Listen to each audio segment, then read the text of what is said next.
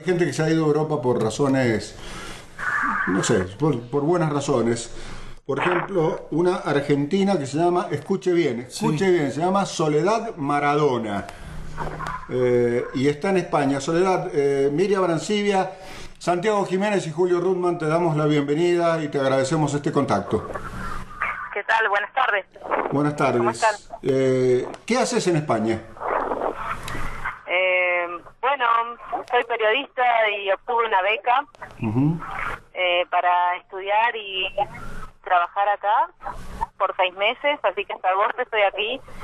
Me tocó, es una beca para periodistas de Iberoamérica, somos 25 periodistas de distintos países, de Argentina somos 3, una de ellas soy yo, y me tocó la pasantía en un diario económico, algo totalmente ajeno a lo que hacía en Argentina porque vivo en Bariloche, la economía es el turismo y no tengo ni idea de la bolsa y del mercado, pero bueno, aquí estoy.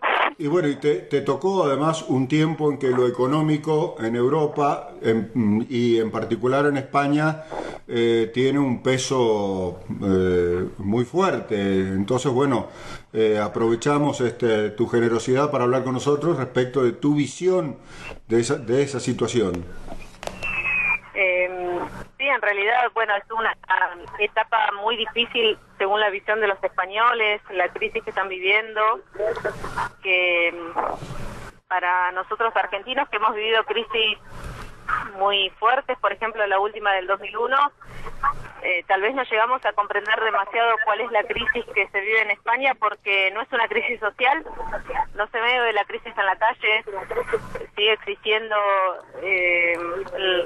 el consumismo muy importante que domina casi la vida cotidiana de la sociedad española, pero en realidad la crisis es hipotecaria y es de los bancos, y ahí se siente la crisis, ¿no? Están quebrando bancos, están siendo, por ejemplo, hace un par de semanas fue nacionalizado un banco para rescatarlo y para que no se caiga el sistema financiero, porque España ha otorgado muchos créditos hace algunos años, según lo que explican, ¿no?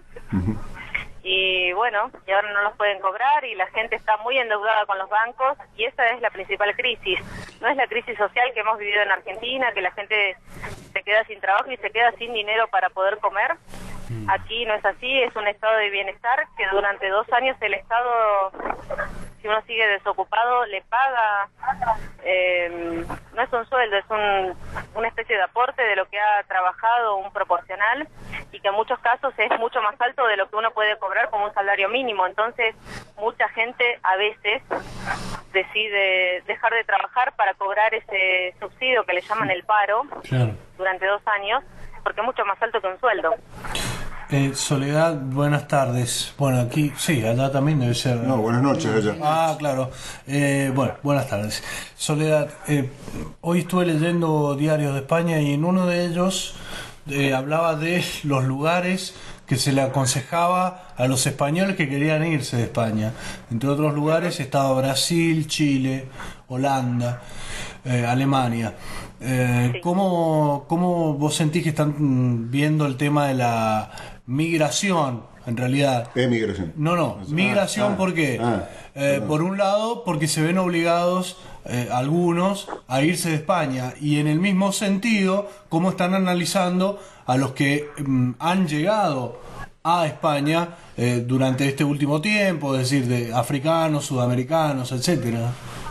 Sí, en realidad, por las últimas cifras oficiales, casi son la misma cantidad de inmigrantes que de gente desocupada. Son más de 5 millones de personas aquí en España. Muchos de los inmigrantes son de Latinoamérica. En el caso de Argentina, cada vez son menos los argentinos que siguen viviendo en España, porque con los últimos años que ha mejorado la economía argentina y las condiciones de trabajo han vuelto. Según las cifras oficiales se nota esta situación.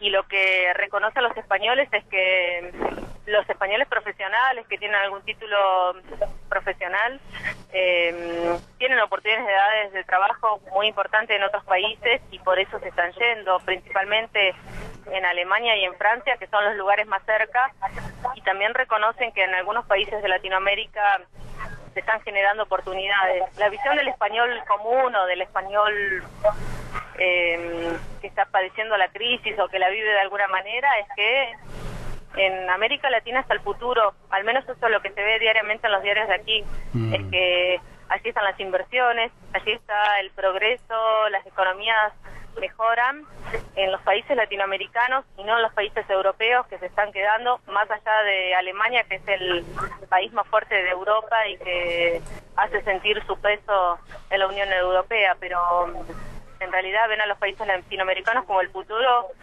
e inclusive en la vida cotidiana muchos se preguntan cómo hacer para irse a otros países como Argentina, por ejemplo. ¿Pero en qué sentido lo ven como el futuro? ¿En sentido de que se van a venir a integrar a la sociedad como sucedió en algún momento, periodos entre guerras y en guerras, etcétera, o que van a venir a invertir como eufemismo de lo que ha sucedido desde 1492 hasta más o menos la fecha? En realidad lo ven, depende de la perspectiva de cada uno y de qué profesión y de cuáles son las visiones de futuro de cada uno. Se conoce acá y todas las empresas españolas grandes, como son Telefónica, Santander, entre otras, sí. Antes era Repsol, ahora ya no, claro. Ven que en América Latina y en Argentina en especial las inversiones están destinadas ahí y la generación de trabajo está en esos lugares, ¿no? En esos países. Por ejemplo, hoy hay una comitiva de grandes empresas de España en Brasil, porque ven a Brasil como el futuro y ven a Brasil como la gran potencia de América Latina para generar trabajo. Sí, incluso en está ese el sentido rey. lo ven. Sí. Me parece que no es la misma visión de un inmigrante de posguerra que iba, no sé, tal vez a ciertos lugares a buscar un futuro sin saber con qué se iba a encontrar. Claro. Ahora se observa a ciertos países como los países del futuro en cuanto a generación de trabajo y a posibilidades de crecer de manera personal y profesional. Soledad, cuando al principio de nuestra conversación decías que no se veía crisis social en España pese a la crisis económica como se vio en 2001-2002 en la Argentina, me imagino, trato de imaginarme que no se veía gente, cartonero, gente buscando o seleccionando la basura, ese tipo de cosas, seguramente porque el estado de bienestar de Europa en general, de España en particular, era más alto de lo que era en la Argentina en el 2000-2001. Pero, ¿cómo se compadece eso con los 5? ¿Cómo se ve el tema de los 5 millones de desocupados que España tiene, el índice de desocupación o de parados, como le llaman allí, más grande, más importante de Europa? Bueno, lo que les decía es que el estado de bienestar hace que las personas desocupadas durante 2 años cobren un aporte del Estado que en muchos casos es mayor que un sueldo. Que un sueldo básico o que un sueldo medio. Sí. Generalmente es mayor a un sueldo mínimo. Sí. Entonces las personas pueden tener una vida normal, entre comillas, ¿no? O sea, no se ve la necesidad de recortar en cuestiones alimenticias o de que a la gente no le alcance para comer y demás. El problema está en aquellas personas que se quedan sin trabajo, que cobran el paro, que es ese aporte del gobierno, en función de sus aportes cuando trabajaron, ¿no? No es que el gobierno les está regalando, sino es proporcional a lo que han trabajado y lo que han aportado. Claro. Pero ese dinero en muchos casos no alcanza para pagar una hipoteca y la mayoría de los españoles están endeudados con los bancos por haber pedido créditos para comprar viviendas. Fundamentalmente, el nivel de endeudamiento con los bancos de las personas individuales o de las familias es impresionante. O sea, no es comparable me parece, con ningún país de Latinoamérica que tal vez no confían tanto en los bancos y que, no sé, cuando uno acude a un banco para pedir un crédito ya es casi en las últimas consecuencias o estando muy seguro de su solvencia de pago y demás. Aquí no ha sido así, desde que España entró en la Unión Europea, se facilitaron los créditos, se bajaron tasas de interés y era muy fácil acceder a un crédito para comprar desde un auto, desde algún electrodoméstico y hasta una vivienda.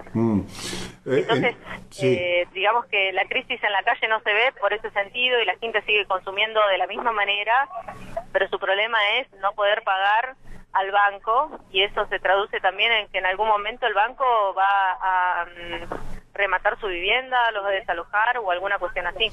Pero entonces, ¿cuál es el estado de ánimo del español medio que de esos 5 millones que tendrán durante 2 años un periodo de gracia? Un changüí. Claro, un changüí, como le decimos acá, un periodo de gracia en el que hasta podrían tener un mejor ingreso que en su trabajo normal. ¿Cuál es el estado de ánimo? ¿Cómo ven entonces el futuro inmediato? Porque 2 años en la vida de un ser humano es realmente poca cosa, ¿no? Sí, es verdad. Es un corto plazo, pero al mismo tiempo, o sea, la gente está preocupada por la crisis. Cada vez más, hasta uno va en el subte o en el metro aquí y escucha hablar del paro, de la situación de los bancos, algo inexplicable porque hablan con conocimiento de cómo son las cuestiones financieras de un banco y el manejo que tal vez una persona común no entendería. Sin embargo, acá están muy compenetrados con el tema y preocupados por la situación de los bancos específicamente. Depende de lo que suceda con los bancos, va a ser el futuro de la gente que le debe a los bancos. Y o sea que tienen una mayor concepción de los bancos que del gobierno. Exacto. Es como que se dan cuenta quién... ¿no? Claro. Hasta uno cuando viaja en el subte escucha a la gente hablando de la situación de los bancos. Claro. De Bankia, que es el último banco que fue nacionalizado por el gobierno porque tenía un nivel de deuda impresionante. Sí. Y la gente común habla de eso. Y espera medidas que no sabe cuáles son o cuáles pueden ser para mejorar la situación. Y al mismo tiempo, las medidas que está tomando este gobierno son muy contrarias al estado de bienestar. Está acabando con este estado de bienestar, está afectando la salud pública. Ahora hay que pagar un copago, o sea, una especie de bono cuando uno va a un centro de salud público o para obtener los medicamentos que antes eran gratuitos. Ahora no son para toda la gente. Están restringiendo algunos tipos de beneficios en educación y salud para los inmigrantes. En educación, por ejemplo, terciaria, aumentaron la cuota de las universidades. Entonces, para cualquier persona que quiera estudiar en la universidad, lo que se tiene que pagar como una bonificación, tiene otro nombre aquí que no me acuerdo, es casi el doble de lo que se pagaba hasta el año anterior, y están afectando a ese tipo de derechos que habían sido adquiridos en un estado de bienestar y que ahora están siendo afectados, y en ese sentido se siente. Y además se siente en los trabajadores comunes porque la última reforma laboral permite que las empresas reduzcan el sueldo hasta un 20%. Y muchas empresas están acogiendo esa reforma laboral para aplicar rebajas salariales, claro, y que los trabajadores no tienen otra alternativa que aceptarlas porque está por ley y porque los sindicatos tampoco ofrecen otras medidas para combatirla, ¿no? En fin, qué panorama. Qué panorama.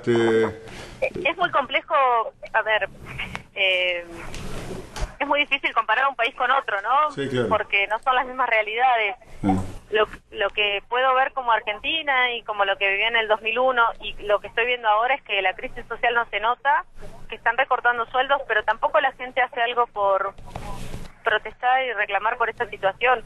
Hasta el momento, desde hace 4 meses que se aplicaron las reformas laborales, solo hubo una huelga general que fue el 29 de marzo, que fue muy importante, pero no fue importante en todos los sectores. Los comercios estaban abiertos, o sea, fue importante en el nivel de industria y no mucho más que eso. Hubo movilización a medias y después hubo manifestaciones un par de días domingos que convocaron los grandes sindicatos de aquí para protestar por estas reformas, pero sin ser un paro general. Entonces, a uno le cuesta entender cuál es la metodología primero de los sindicatos, que se supone que son los que lideran los movimientos obreros, que están aceptando esas condiciones y que no hacen nada por detenerlas o por plantear su malestar, ¿no?